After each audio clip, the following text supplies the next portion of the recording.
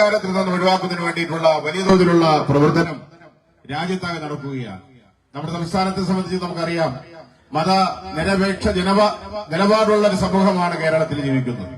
നമ്മുടെ എല്ലാം ആഗ്രഹം ഈ ഫാസിസ്റ്റ് ശക്തിയെ ഭരണത്തിൽ നിന്ന് ഒഴിവാക്കണമെന്നാണ്. നിർഭാഗ്യവശാൽ ഈ പറയുന്ന ബിജെപിക്ക് ബദലായി കേരളത്തിലെ വോട്ടർമാർ കഴിഞ്ഞ തെരഞ്ഞെടുപ്പിൽ യുഡിഎഫിനെയാണ്, കോൺഗ്രസിനെയാണ് കണ്ടത്. എന്നാൽ കോൺഗ്രസിന്റെ എംപിമാരുടെ കഴിഞ്ഞ 5 വർഷക്കാലത്തെ പാർലമെന്റിലെയും അതുപോലെ തന്നെ ഇന്ത്യൻ നാഷണൽ കോൺഗ്രസിന്റെ രാജ്യത്തെ പ്രവർത്തനങ്ങൾ വിലയിരുത്തുമ്പോൾ ഈ വർഗീയ ഫാസിസ്റ്റുകളെ എതിർക്കുന്നതിന് വേണ്ടിയിട്ടുള്ള ശേഷി, അതിനുള്ള കെൽപ്പ് കോൺഗ്രസിനില്ല എന്ന് മാത്രമല്ല, ബിജെപിയെ അനുകൂലിക്കുന്ന മൃദു ഹിന്ദുത്വ സമീപനം തന്നെയാണ് കോൺഗ്രസിന്റേത് എന്ന് വ്യക്തമാക്കുന്ന നിലപാടുകളാണ് ഈ കാലികമായി നമ്മൾ അഭിമുഖീകരിക്കുന്ന എല്ലാ വിഷയങ്ങളിലും കോൺഗ്രസ് സ്വീകരിക്കുന്നത് എന്ന് നമുക്ക് കാണാൻ വേണ്ടി പറ്റും. പൌരത്വ ഭേദഗതി നിയമം ഇന്ത്യൻ പാർലമെന്റിൽ പാസാക്കുമ്പോൾ അതിനെതിരായി പ്രതികരിക്കാൻ ഇന്ത്യൻ നാഷണൽ കോൺഗ്രസ് തയ്യാറായിട്ടില്ല. മാത്രമല്ല, നമുക്കറിയാം ഇന്ത്യൻ നാഷണൽ കോൺഗ്രസ് അവരുടെ പ്രകടന പത്രിക ഇപ്പൊ പുറത്തിറക്കി കഴിഞ്ഞു. അതിൽ പോലും ഒരു മതവിഭാഗത്തെ രാജ്യത്തു നിന്ന് ഒഴിവാക്കുന്ന, മുസ്ലിം മതവിഭാഗത്തെ രാജ്യത്തു നിന്ന് ഒഴിവാക്കാൻ വേണ്ടിയിട്ടുള്ള ഈ പൌരത്വ ഭേദഗതി നിയമത്തെ സംബന്ധിച്ച് ഒരു പരാമർശവും ഇന്ത്യൻ നാഷണൽ കോൺഗ്രസിന്റെ ഈ 18ാം ലോക്സഭാ തെരഞ്ഞെടുപ്പുമായി ബന്ധപ്പെട്ടുള്ള പ്രകടന പത്രികയിൽ പ്രതിപാദിക്കുന്നില്ല എന്നതുൾപ്പെടെയുള്ള ഗൌരവതരമായിട്ടുള്ള മൃദു ഹിന്ദുത്വ സമീപനം തന്നെയാണ് കോൺഗ്രസിന്റേത് എന്ന് രാജ്യത്തെ മതനിരപേക്ഷ ബോധ്യമുള്ള ജനങ്ങൾ തിരിച്ചറിഞ്ഞു കഴിഞ്ഞു. അതുകൊണ്ട് തന്നെ രാജ്യത്തെ ഈ പറയുന്ന ഫാസിസ്റ്റ് ശക്തികൾക്കെതിരായിട്ടുള്ള പോരാട്ടം, അത് പാർലമെന്റിനകത്ത് ഒരുപക്ഷെ നമുക്ക് അംഗബലം കുറവാണെങ്കിൽ പോലും ഇന്ത്യ രാജ്യത്ത് ഈ ബിജെപിയുടെ RSSന്റെ വലിയ തോതിലുള്ള ജനവിരുദ്ധ സമീപനങ്ങൾക്ക്, അതുപോലെ തന്നെ വർഗീയ അജണ്ടകൾക്കെതിരായിട്ടുള്ള വലിയ തോതിലുള്ള പ്രക്ഷോഭം സംഘടിപ്പിക്കാൻ മുന്നണിയിൽ പ്രവർത്തിക്കുന്നത് കമ്മ്യൂണിസ്റ്റ് പാർട്ടിയാണ്, ഇടതുപക്ഷമാണ് എന്നുള്ള ബോധ്യം ജനങ്ങൾക്കുണ്ട്. ആ തിരിച്ചറിവിൽ നിന്ന് കേരളത്തിലുൾപ്പെടെയുള്ള ബഹുജനങ്ങൾ വലിയ തോതിൽ ഇടതുപക്ഷത്തെ പിന്തുണച്ചുകൊണ്ട് രാജ്യത്തെ മതനിരപേക്ഷത കാക്കാൻ, അതുപോലെ തന്നെ ജനാധിപത്യം കാക്കാൻ, മതരാഷ്ട്രമാക്കാനുള്ള ഈ ബിജെപിയുടെ സംഘപരിവാർ ശക്തികളുടെ കൊണ്ടുപിടിച്ച പരിശ്രമത്തെ ചെറുത്തു തോൽപ്പിക്കാൻ വേണ്ടിയിട്ടുള്ള തയ്യാറെടുപ്പ് നടത്തുകയാണ് രാജ്യത്താകെ ജനങ്ങൾ. അതിനൊപ്പം നിൽക്കാൻ കേരളത്തിൽ ബിജെപിക്ക് ബദൽ കോൺഗ്രസ് അല്ല, ശക്തമായി പ്രതികരിക്കാൻ കഴിയുന്ന തന്റെ ഇടമുള്ള പ്രസ്ഥാനം ഇടതുപക്ഷമാണ് എന്ന തിരിച്ചറിവിൽ നിന്നുള്ള പ്രതികരണം കേരളത്തിലാകെ അലയടിക്കുകയാണ്. 20 സീറ്റും കേരളത്തിൽ നേടിയെടുക്കുവാൻ വേണ്ടിയിട്ടുള്ള വലിയ പോരാട്ടമാണ് ഈ തെരഞ്ഞെടുപ്പ് എന്ന് കണ്ടുകൊണ്ട് നമുക്കറിയാം, തിരുവനന്തപുരത്ത് മത്സരിക്കുന്ന സഖാവ് പന്ന്യൻ രവീന്ദ്രൻ സഖാവിനെ സംബന്ധിച്ച് പരിചയപ്പെടുത്തേണ്ട കാര്യമില്ല. 2004 സഖാവ് PKV തെരഞ്ഞെടുക്കപ്പെടുമ്പോ അകാലമായി സഖാവ് PK വാസുദേവൻ നായർ നമ്മൾ വിട്ടുപിരിയുമ്പോൾ നടന്ന ഉപതെരഞ്ഞെടുപ്പിൽ തിരുവനന്തപുരം പാർലമെന്റ് മണ്ഡലത്തിലെ ജനങ്ങൾ വലിയ ഭൂരിപക്ഷം നൽകി തെരഞ്ഞെടുത്ത വ്യക്തിത്വമാണ് സഖാവ് പന്ന്യൻ രവീന്ദ്രന്റേത്. നിർഭാഗ്യവശാൽ അതിനുശേഷം 3 തെരഞ്ഞെടുപ്പിലും ഇടതുപക്ഷ ജനാധിപത്യ മുന്നണി സ്ഥാനാർത്ഥി തിരുവനന്തപുരം മണ്ഡലത്തിൽ പരാജയപ്പെട്ടുപോയി. അതുകൊണ്ട് തന്നെ ആ മണ്ഡലം തിരിച്ചു പിടിക്കാൻ സഖാവ് പന്ന്യൻ രവീന്ദ്രനെ ഇടതുപക്ഷ ജനാധിപത്യ മുന്നണി സ്ഥാനാർത്ഥിയാക്കിയിരിക്കുകയാണ്. നമുക്കറിയാം, സഖാവിനെ സ്ഥാനാർത്ഥിയായി പാർട്ടി തീരുമാനിച്ച് നിയോഗിക്കുമ്പോ ഞാൻ മത്സരിക്കുന്നില്ല എന്ന് പറയുന്നത് കമ്മ്യൂണിസ്റ്റ് ബോധം കൊണ്ടാണ്. കമ്മ്യൂണിസ്റ്റുകാരൻ സ്ഥാനാർത്ഥിയല്ല, സ്ഥാനത്തിന് വേണ്ടി ആർത്തിയുള്ളവനല്ല. അദ്ദേഹത്തോട് പറഞ്ഞു, ഈ പറയുന്ന ഇടതുപക്ഷ മൂല്യങ്ങൾക്കൊപ്പം സഖാവിന്റെ വ്യക്തിത്വം അതുകൂടി ഉപയോഗപ്പെടുത്തിക്കൊണ്ട് ഈ മണ്ഡലം തിരിച്ചുപിടിക്കാൻ സഖാവ് സ്ഥാനാർത്ഥിയാകണമെന്ന് അഭ്യർത്ഥിച്ചപ്പോ ആ അഭ്യർത്ഥന സ്വീകരിച്ചുകൊണ്ട് നമ്മുടെ തിരുവനന്തപുരം മണ്ഡലം തിരിച്ചുപിടിക്കുവാനുള്ള കരുത്തുമായി സഖാവ് പന്ന്യനെ ഇടതുപക്ഷ ജനാധിപത്യ മുന്നണിയുടെ സ്ഥാനാർത്ഥിയാക്കി. ഒരു സംശയം വേണ്ട, കഴിഞ്ഞ ലോക്സഭാ തെരഞ്ഞെടുപ്പിന് ശേഷം നടന്ന നിയമസഭാ തെരഞ്ഞെടുപ്പിൽ തിരുവനന്തപുരം പാർലമെന്റ് മണ്ഡലത്തിലെ 7ൽ 6 സീറ്റും ഉജ്ജ്വലമായിട്ടുള്ള വിജയത്തോടുകൂടിയാണ് ഇടതുപക്ഷ ജനാധിപത്യ മുന്നണി തിരിച്ചുപിടിച്ചത്. നേരത്തെ MLA-മാരായിരുന്ന തിരുവനന്തപുരത്തെ ശിവകുമാറിനെയും അതുപോലെ തന്നെ വട്ടിയൂർക്കാവിലെ മുരളീധരനെയും ഉൾപ്പെടെയുള്ള ആളുകളെ പരാജയപ്പെടുത്തിക്കൊണ്ട് ആ മണ്ഡലമടക്കം തിരിച്ചുപിടിച്ചുകൊണ്ട് ഇടതുപക്ഷ ജനാധിപത്യ മുന്നണി ഉജ്ജ്വലമായിട്ടുള്ള തേരോട്ടമാണ് കഴിഞ്ഞ നിയമസഭാ തെരഞ്ഞെടുപ്പിൽ നടത്തിയിട്ടുള്ളത്. ഏതാണ്ട് 1.5 ലക്ഷം വോട്ടിന്റെ മുൻതൂക്കമുണ്ട് തിരുവനന്തപുരം പാർലമെന്റ് മണ്ഡലത്തിൽ ഇടതുപക്ഷ ജനാധിപത്യ മുന്നണിക്ക്. നമുക്കറിയാം, പാറശാല മണ്ഡലത്തിൽ രണ്ടാമത് സഖാവ് CK ഹരീന്ദ്രൻ മത്സരിക്കുമ്പോ 21 തെരഞ്ഞെടുപ്പിൽ ഏതാണ്ട് 26,000-ൽ പരം വോട്ടിന്റെ ഉജ്ജ്വലമായിട്ടുള്ള ഭൂരിപക്ഷമാണ് സഖാവിന് നേടാൻ കഴിഞ്ഞതെങ്കിൽ അതിനേക്കാൾ വലിയ ഭൂരിപക്ഷം ഇടതുപക്ഷ ജനാധിപത്യ മുന്നണി ഈ തെരഞ്ഞെടുപ്പിൽ ചേർത്തിട്ടുള്ള അധികമായിട്ടുള്ള പൊതു വോട്ടർമാരുടെ പിൻബലത്തോടുകൂടി വൻപിച്ച ഭൂരിപക്ഷത്തോടുകൂടി തിരുവനന്തപുരം പാർലമെന്റ് മണ്ഡലത്തിലെ ഏറ്റവും കൂടുതൽ ഭൂരിപക്ഷമുള്ള നിയോജക മണ്ഡലമായി പാറശാല മണ്ഡലം മാറാൻ വേണ്ടി പോവുകയാണ്. അതിന് കരുത്ത് പകരുന്ന നിലയിലുള്ള ഉജ്ജ്വലമായിട്ടുള്ള പ്രവർത്തനമാണ് പാറശാല നിയോജക മണ്ഡലത്തിന്റെ എല്ലാ പ്രദേശത്തും നടക്കുന്നത് എന്നുള്ളത് ആവേശത്തിനൊരു അനുഭവമാണ്. പ്രിയമുള്ളവരെ, ഞാൻ നീട്ടുന്നില്ല. ആ നിലയിൽ ഉജ്ജ്വലമായിട്ടുള്ള വിജയം സമ്മാനിക്കാൻ ഇനിയുള്ള 10-14 ദിവസം കൈമൈ മറന്ന് എല്ലാവരും ഒരുമിച്ച് നിന്ന് പ്രവർത്തിക്കണം എന്ന് മാത്രം ഇനിയും അഭ്യർത്ഥിച്ചുകൊണ്ട് ഇന്ന് ഈ സമ്മേളനം, ഇന്നത്തെ പര്യടന പരിപാടി ഉദ്ഘാടനം ചെയ്യാൻ നമ്മളെല്ലാം പ്രിയങ്കരനായിട്ടുള്ള സഖാവിനെ സംബന്ധിച്ച് പറയുമ്പോ 7.5 വർഷമായുള്ളൂ MLA ആയിട്ട്. 2000 കോടി രൂപയുടെ വികസനം നമ്മുടെ മണ്ഡലത്തിൽ സാധ്യമാക്കാൻ ഒരു MLAക്ക് കഴിഞ്ഞു. എന്നാൽ 15 വർഷം ഈ പ്രദേശത്ത് പ്രതിദാനം ചെയ്യുന്ന MP, ഇതിനേക്കാൾ ഒരുപാട് സാധ്യതയുള്ള ഈ പറയുന്ന നമ്മുടെ രാജ്യത്തിന്റെ പ്രതിനിധിയായി ഇവിടെ മത്സരിച്ച് ജയിച്ച MP, അദ്ദേഹം എന്താണ് ചെയ്തത്? കുറച്ച് ഹൈമാസ് മിനിമാക്സ് ലൈറ്റുകൾ അവിടെ ഇവിടെ സ്ഥാപിച്ചതൊഴിച്ചാൽ ഈ പാർലമെന്റ് മെമ്പർക്ക് ഈ മണ്ഡലത്തിനല്ല നമ്മുടെ സംസ്ഥാനത്തിനായുള്ള പൊതുവികസനത്തിൽ സഹായിക്കാൻ കഴിയുന്ന ഇദ്ദേഹത്തിന് എന്താണ് ചെയ്യാൻ വേണ്ടി പറ്റിയേ? എന്തെങ്കിലും ചെയ്യാൻ വേണ്ടി കഴിഞ്ഞോ? നമ്മുടെ സംസ്ഥാനത്തെ സാമ്പത്തികമായി മുന്നേറിപ്പിക്കാൻ വേണ്ടിയിട്ടുള്ള ബോധപൂർവമായി പരിശ്രമം നടത്തി സാധാരണക്കാരന്റെ പെൻഷനടക്കം മുടക്കാൻ വേണ്ടിയിട്ടുള്ള നയസമീപനവുമായി BJPയുടെ ഗവൺമെന്റ് മുന്നോട്ട് പോകുമ്പോ വർഗീയ ഫാസിസ്റ്റ് അജണ്ട ഇന്ത്യൻ പാർലമെന്റിൽ പാസാക്കിയെടുക്കുമ്പോ അതിനെതിരായി ഒരു അക്ഷരം വേണ്ടാൻ ഈ ശശി തരൂരിന് കഴിഞ്ഞോ? പൗരത്വ ഭേദഗതി നിയമത്തിനെതിരായി ശശി തരൂരിന്റെ നിലപാടെന്താണ്? പാർലമെന്റിൽ വെളിപ്പെടുത്താൻ വേണ്ടി പറ്റിയോ തരൂരിന്? ഇത്തരം ആളുകളെയാണോ നമുക്ക് തിരഞ്ഞെടുക്കപ്പെടേണ്ടത്? സഖാവ് CK ഹരീന്ദ്രൻ നമുക്ക് അഭിമാനമാണ്. അത്തരത്തിലുള്ള ജനപ്രതിനിധിയാണ് സഖാവ് പന്ന്യൻ രവീന്ദ്രനും. നമ്മുടെ ഈ പ്രദേശത്തിന്റെ, നമ്മുടെ ഈ മണ്ഡലത്തിന്റെ തലസ്ഥാന നഗരിയുടെ വികസനത്തിന് ചുക്കാൻ പിടിക്കാൻ സഖാവ് പന്ന്യൻ രവീന്ദ്രൻ ജയിക്കണം. പ്രിയമുള്ളവരെ, ഞാൻ നീട്ടുന്നില്ല. ഈ സമ്മേളനം ഉദ്ഘാടനം ചെയ്യാൻ സഖാവ് CK ആദരപൂർവ്വം ക്ഷണിച്ചുകൊണ്ട് നിർത്തുന്നു. പ്രിയമുള്ളവരെ, അഭിവാദ്യം.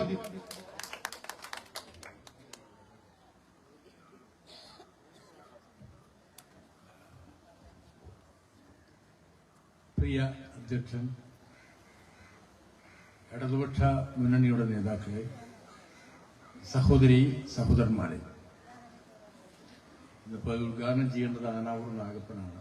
അദ്ദേഹം വർക്കലയിൽ ജോയിയുടെ വിജയത്തിന് വേണ്ടി മുഖ്യമന്ത്രി പങ്കെടുക്കുന്ന യോഗത്തിൽ പങ്കെടുക്കാനുള്ളത് കൊണ്ട് അങ്ങോട്ടേക്ക് പോയി എന്നാണ് വിവരം നമുക്ക് ലഭിച്ചത്. പന്ന്യൻ മത്സരിക്കുന്ന സന്ദർഭത്തിൽ ഇതേപോലെ എനിക്ക് ഇന്നും ഓർമ്മയുണ്ട്. പെരിങ്ങടവിളയിൽ നിന്ന് പ്രചരണ പരിപാടി ആരംഭിക്കാൻ അന്നും ഒരു യോഗം സംഘടിപ്പിച്ചപ്പോൾ അതിലും ഉദ്ഘാടകനായി, അന്ന് ഞാൻ MLA അല്ല, പാർട്ടി സെക്രട്ടറിയാണ്, ഉദ്ഘാടകനായി എത്തിച്ചേർന്ന് എനിക്കിന്നും ഓർമ്മയുണ്ട്. വലിയ ഭൂരിപക്ഷത്തോടുകൂടിയാണ് അന്ന് പന്ന്യൻ ഈ മണ്ഡലത്തിൽ നിന്ന് ജയിച്ച് പാർലമെന്റിലെത്തിയത്. ഇന്നിവിടെ നിന്ന് ആരംഭിക്കുമ്പോൾ ഞാൻ അങ്ങനെ വേദിയിലിരിക്കുമ്പോൾ എന്നെ ഓർമ്മപ്പെടുത്തിയ ഒരു സംഭവം, 2ാം പ്രാവശ്യം ഞാൻ നിയമസഭയിൽ മത്സരിക്കുന്ന സന്ദർഭത്തിൽ ധനുവച്ചപുരത്ത് നിന്നാണ് പ്രചരണം ആരംഭിക്കുന്നത്. ആദ്യമായി കൊല്ലൈ പഞ്ചായത്തിൽ നിന്ന്. അന്ന് സുനിലായിരുന്നു അതിന്റെ പ്രവർത്തനങ്ങൾക്ക് നേതൃത്വം കൊടുത്ത് ചുക്കാൻ പിടിച്ചിരുന്നു. അവിടെ മുതലാണ് പ്രചരണം ആരംഭിച്ചത്. സുനിൽ ഇന്ന് നമ്മോടില്ല. 3 വർഷമെത്തി.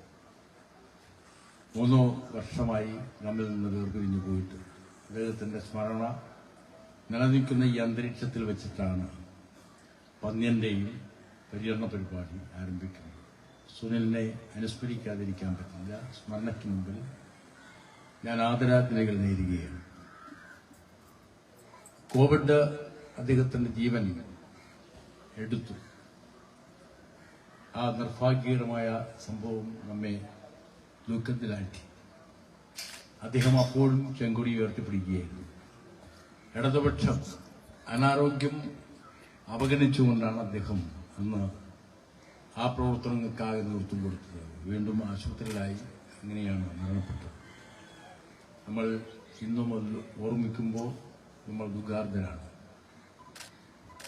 അദ്ദേഹത്തിന്റെ സ്ഥലത്തു നിന്നുകൊണ്ടാണ് നമ്മുടെ പന്നിന്റെ പര്യടനം ഈ മണ്ഡലത്തിൽ ആരംഭിക്കുന്നത്. കൊല്ലയിൽ പാറശാല പഞ്ചായത്തിലാണ് ഇന്നത്തെ പര്യടന പരിപാടി. നമുക്കുറപ്പുണ്ട് നമ്മൾ ഈ തെരഞ്ഞെടുപ്പിൽ ജയിക്കും, അഥവാ ജയിക്കണം, ജയിച്ചേ മതിയാവും. അത് നമ്മളിൽ അർപ്പിതമായിട്ടുള്ള ഉത്തരവാദിത്വമാണ്, കടമയാണ്, ജയിപ്പിക്കണം. പന്നിനെതിരായി മത്സരിക്കുന്ന 2 സ്ഥാനാർത്ഥികൾ അവർ പ്രബലന്മാരാണ്, ശക്തന്മാരാണ്. ജനങ്ങളുടെ പിന്തുണ കൊണ്ടല്ല, പണം കൊണ്ട് പ്രബലന്മാരാണ്.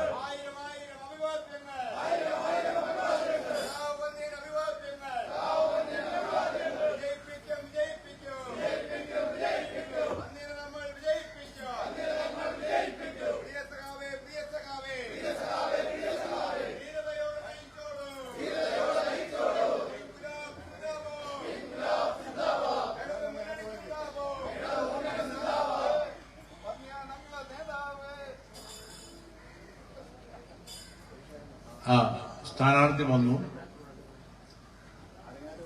അപ്പോ നമുക്കെതിരായി മത്സരിക്കുന്ന 2 സ്ഥാനാർത്ഥികൾ പ്രബലന്മാരാണ്, അക്കാര്യത്തിൽ തർക്കമില്ല, പ്രഗത്ഭന്മാരുമാണ്. പക്ഷേ പണം കൊണ്ട് മാത്രമാണ്, നാട്ടിലെ ജനങ്ങളുടെ പിന്തുണ കൊണ്ട് പ്രബലന്മാരായതല്ല. ഒരാള് സഹസ്ര കോടീശ്വരനെങ്കിൽ ഒരാള് ശതകോടീശ്വരനാണ്.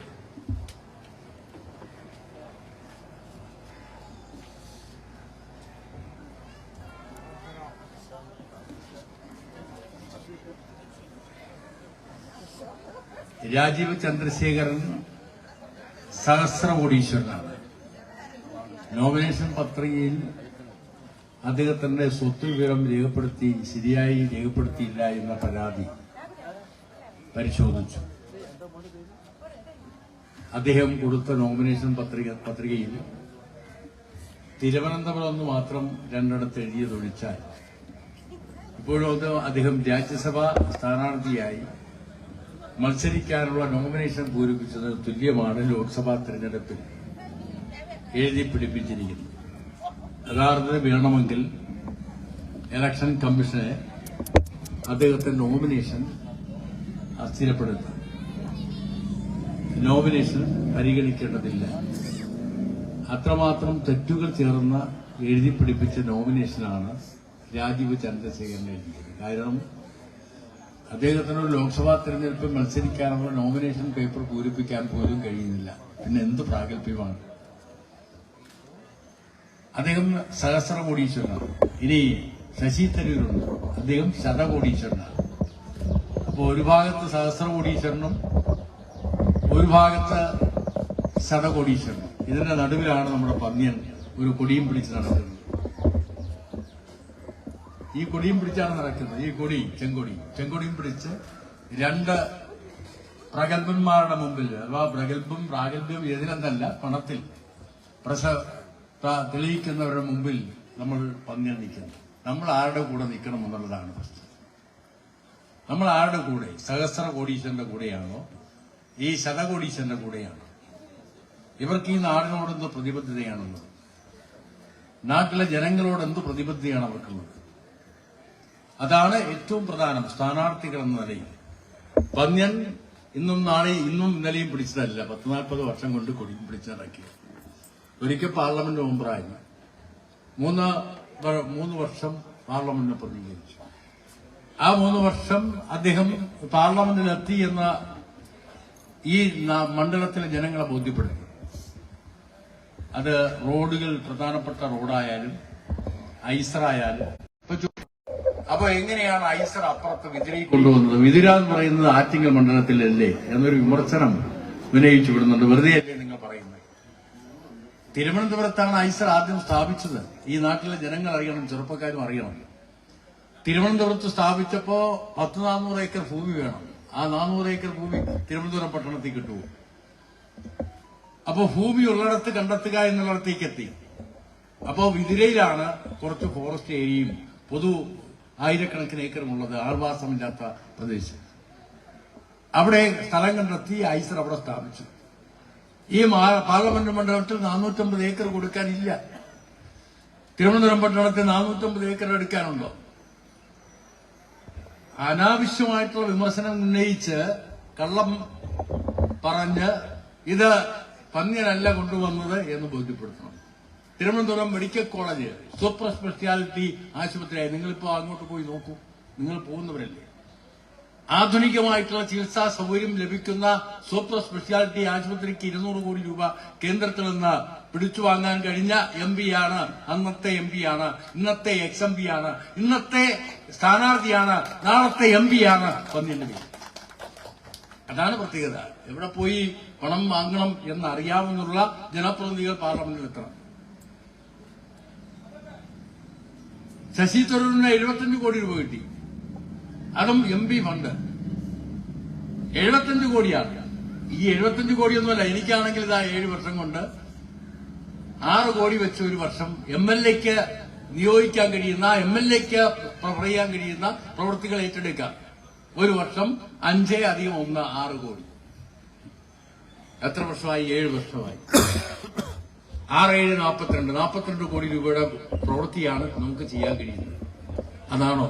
ഇവിടെ ബിനു പറഞ്ഞില്ലേ, 2000 അല്ല കേട്ടോ, 2200 2200 കോടി രൂപയുടെ വികസനം നമ്മുടെ നടന്നു. എങ്ങനെയാണ് നടന്നത്? പന്നിയൻ അങ്ങനെയാണെങ്കിൽ 3 വർഷമായി കിട്ടേണ്ടത് 18 കോടി രൂപയാണ്. 2 കോടി, അന്ന് 2 കോടിയേ ഉള്ളൂ. അപ്പൊ 6 കോടി രൂപ കിട്ടും, അല്ലെങ്കിൽ 7 കോടി രൂപ കിട്ടും. 7 കോടിയാണോ? അപ്പൊ എവിടെയാണ് മുട്ടേണ്ടത്? എവിടെയാണ് കുത്തിച്ചോർത്തേണ്ടത് മണ്ഡലത്തിനു വേണ്ടി? എവിടെയാണ് പൈസ ഡംപ് ചെയ്തിട്ടുള്ളത്? എവിടെയാണ് പൈസ ഉള്ളത്? അവിടെ പോയി മുട്ടിയാൽ മാത്രമേ നമുക്ക് പൈസ ലഭിക്കൂ. ബൈബിൾ പറയില്ലേ, മുട്ടുവിന് തുറക്കപ്പെടുമെന്ന്. അപ്പോ മുട്ടും. ഒരു പ്രാവശ്യം മുട്ടിയാൽ തുറന്നില്ലെങ്കിൽ അതിനകത്ത് ചവിട്ടി പൊളിച്ച് കയറി പൈസ ചോർത്തിക്കൊണ്ടുവരലാണ് ഒരു നിയമസഭാ സാമാജികന്റെ, ഒരു പാർലമെന്റ് മെമ്പറുടെ ഉത്തരവാദിത്വം. ആ ഉത്തരവാദിത്വം നിറവേറ്റുന്നതിൽ പന്നിയൻ വഹിച്ച പങ്ക് സുത്യർഹമാണ് എന്ന് ഈ നാട്ടിലെ ജനങ്ങൾ അറിയണം. ശശിധരൻ എന്ത് ചെയ്തു? അതാണ് 75 കോടി കിട്ടി. എവിടെ പോയി? എവിടെയാണ് പോയത്? എവിടെയാണുള്ളത്? അപ്പൊ ചോദിക്കും, നിങ്ങൾ ഈ കൊണ്ടുവന്ന കോടി റോഡിൽ കാണാം, സ്കൂളിൽ കാണാം, ആശുപത്രിയിൽ കാണാം. ഇതെല്ലാമാണ് പാവപ്പെട്ടവൻ ആശ്രയിക്കുന്ന കേന്ദ്രങ്ങൾ. ആശുപത്രി, നല്ല ആശുപത്രികളായ ആർക്കാ നേട്ടം? സൗകര്യക്കാർക്കാണോ? നല്ല ഗവൺമെന്റ് ആശുപത്രികൾ വന്ന നേട്ടം ഈ രാജ്യത്തെ പാവപ്പെട്ട ബഹുകോടി വരുന്ന സാധാരണക്കാർക്കാണ്. അവരാണ് ഗവൺമെന്റ് ആശുപത്രിയെ അവലംബിക്കുന്നത്. നല്ല സ്കൂൾ വന്നാൽ പാവപ്പെട്ടവർക്കാണ് പൊതുവിദ്യാഭ്യാസം ലഭിക്കുന്ന വഴി ഫീസ് കൊടുക്കാതെ പഠിക്കാൻ കഴിയുന്ന നല്ല വിദ്യാഭ്യാസം ലഭിക്കുന്ന ഗവൺമെന്റ് സ്കൂളുകൾ വന്നാൽ പാവപ്പെട്ടവരാണ് ഗുണം. അല്ലെങ്കിലോ അവരെല്ലാം വലിയ സ്വാശ്രയ സ്കൂൾ അന്വേഷിച്ച് നടക്കും. അവർക്ക് പൈസ കൊടുക്കാറുണ്ട്. പാവപ്പെട്ടവന്റെ മക്കൾക്ക് പഠിക്കാൻ കഴിയുന്ന പൊതുവിദ്യാഭ്യാസം മെച്ചപ്പെട്ടാൽ ആർക്കാ നേട്ടം? നമുക്കാണ് നേട്ടം. നല്ല റോഡ് വന്നാൽ നമ്മുടെ കുട്ടികളും നന്നായി യാത്ര ചെയ്യും, നന്നായി സഞ്ചരിക്കാൻ പറ്റും. അത് നാട്ടിലെ എല്ലാവർക്കും ഉപയോഗിക്കാൻ കഴിയുന്നതാണ്. മറിച്ച് അവരോ ഏതെങ്കിലും ഒരു മേഖലയ്ക്ക് എന്തെങ്കിലും ചെയ്തു കൊടുത്തിട്ട് അതെല്ലാം നാട്ടിന്റെ പറ്റി വെക്കണ്ട. ഈ നാട്ടിൽ ജനങ്ങളുടെ ജീവിതത്തിൽ മാറ്റം വരുത്താൻ കഴിയുന്ന വികസനമാണെന്ന് പറയേണ്ട. ഈ രാജ്യത്തെ കോർപ്പറേറ്റുകളെ സഹായിക്കുന്ന നയം സ്വീകരിച്ചിട്ട് അതെല്ലാം നാട്ടിലെ ജനങ്ങളുടെ തലയിൽ കെട്ടിവെക്കണ്ട വികസനത്തിന്റെ പേരിൽ. ഇവിടെ അടിസ്ഥാനപരമായ കാര്യങ്ങൾ എന്ത് ചെയ്തു എന്നുള്ളതാണ് പ്രശ്നം. അതിനുവേണ്ടി ശശി തരൂര് മുതിർന്നിട്ടില്ല. നാളെ രാജീവ് വന്നാലും ചന്ദ്രശേഖരൻ വന്നാലും രക്ഷപ്പെടാൻ പോകുന്നില്ല. നാട് നന്നാവണോ? നാട്ടിലെ കർഷക തൊഴിലാളികളുടെ, വയറെരിയുന്ന പട്ടിണിക്കാരുടെ, കർഷക തൊഴിലാളിയുടെ, തൊഴിലുറപ്പുകാരുടെ, സാധാരണക്കാരായിട്ടുള്ള ആളുകളുടെ ജീവിതത്തിൽ മാറ്റം വരുത്താൻ കഴിയുന്ന ഇടപെടൽ പാർലമെന്റിനകത്ത് ശക്തമായി നടത്താൻ കഴിയുന്ന ഒരാൾ ജയിച്ചു വരണം. അതാണ് ഞങ്ങൾ പറയുന്നത്. പന്നിയൻ ജയിക്കണം. ഞാൻ മറ്റു രാഷ്ട്രീയ കാര്യങ്ങളിലേക്ക് കിടക്കുന്നില്ല. നമുക്ക് ജയിപ്പിക്കാൻ കഴിയും നമ്മൾ വിചാരിച്ചാൽ. അപ്പൊ അതുകൊണ്ട് കൊല്ലൈ പഞ്ചായത്ത് എന്റെ തെരഞ്ഞെടുപ്പിൽ 5000-ഓളം വരുന്ന വോട്ട് ഭൂരിപക്ഷം തന്ന പഞ്ചായത്താണ്. 5000-ഓളം വോട്ട് ഭൂരിപക്ഷം തന്ന പഞ്ചായത്താണ് കൊല്ലയിൽ. ആ പഞ്ചായത്തിൽ നിന്ന് തുടക്കം. അത് ഈ നാട്ടിലെ ഞാൻ നടത്തിയിട്ടുള്ള കഴിഞ്ഞ ദീർഘമായ കാലയളവിൽ പൊതുരംഗത്ത് നടത്തിയ പ്രവർത്തനത്തിന് നിങ്ങൾ നൽകിയ അംഗീകാരമാണ്. അതേ കാലയളവിൽ പൊതുരംഗത്ത് കടന്നു വന്ന ആളാണ് പന്നിയനും. അതിനേക്കാൾ ഭൂരിപക്ഷം കൊല്ലയിൽ നിന്ന് ലഭിക്കണം പ്രാവശ്യം. കൈത്തറി തൊഴിലാളികൾ, കർഷക തൊഴിലാളികൾ, തൊഴിലുറപ്പ് തൊഴിലാളികൾ, സാധാരണക്കാർ, ചെറുപ്പക്കാർ, വിദ്യാർത്ഥികൾ എന്നു തുടങ്ങി എല്ലാ ജനവിഭാഗങ്ങളും പന്നിന്റെ പിന്നിൽ അണിനിരക്കണം എന്ന കാര്യം ഞാൻ ഓർപ്പിക്കുന്നു. അങ്ങനെ വലിയ ഭൂരിപക്ഷത്തോടുകൂടി പന്നിയെ ജയിപ്പിക്കാൻ ഈ നാട്ടിലെ ബഹുജനങ്ങൾ ഒത്തുചേർന്ന് മുന്നോട്ട് വരണമെന്നും കൂടെ നിങ്ങളോട് അഭ്യർത്ഥിച്ചുകൊണ്ട് സ്ഥാനാർത്ഥി പര്യടനം ആരംഭിക്കാൻ 2 പഞ്ചായത്താണ്, ഓടിയെത്തണം എല്ലാവർക്കും. അതുകൊണ്ട് ദീർഘമായി പറയുന്നില്ല. പന്നിയിലും ഈ വോട്ട് നിങ്ങളോട് ചോദിച്ചുകൊണ്ട്, വോട്ട് അഭ്യർത്ഥിച്ചുകൊണ്ട് അദ്ദേഹം സംസാരിക്കും. അതിനുശേഷം ഇവിടുന്ന് പ്രയാണം ആരംഭിക്കും. ഈ ഇന്നത്തെ പര്യടന പരിപാടി ഇവിടെ നിന്ന് ഔപചാരികമായി ഉദ്ഘാടനം ചെയ്തതായി അറിയിച്ചുകൊണ്ട് ഞാൻ എന്റെ വാക്കുകൾ നിർത്തുകയാണ്. നിങ്ങൾക്ക് ഏവർക്കും നന്മയുണ്ടാവട്ടെ. അഭിവാദ്യങ്ങൾ. അങ്ങനെ ഞാൻ സ്വീകരിക്കുകയാണ് ഈ ചുവപ്പ് കൊടിയിട്ട്. ഈ കൊടിയും കൊണ്ട് നമ്മൾ പോകും.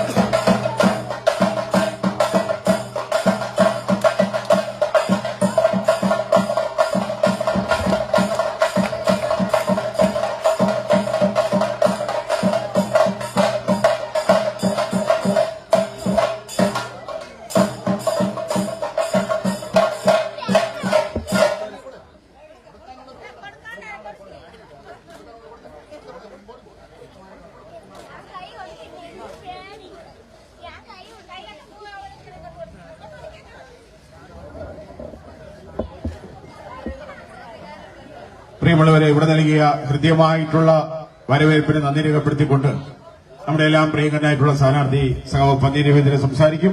ആദരവോടെ പ്രിയങ്കരനായിട്ടുള്ള സ്ഥാനാർത്ഥിയെ ക്ഷണിക്കുക.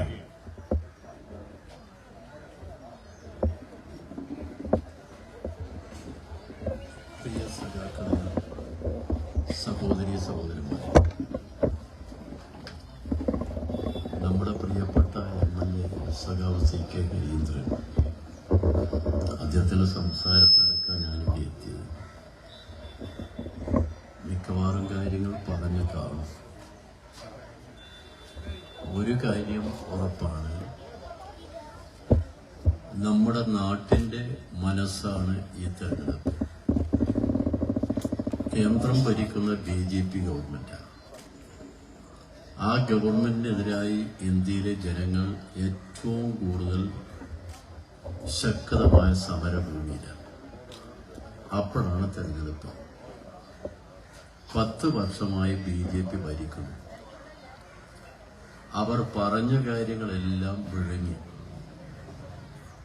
ഇപ്പൊ അവര് പറയുന്നത് ഇനിയെല്ലാം നടക്കുന്ന 10 വർഷം ഇന്ത്യയിലെ വൻകിട മുതലാളിമാർക്ക് സമ്പത്തുണ്ടായി കൊടുക്കാൻ ഭരിച്ചു. ഇപ്പൊ തെരഞ്ഞെടുപ്പ് എടുത്തപ്പോ ഇപ്പൊ പറയുന്നത് ഇനിയെല്ലാം നടക്കും.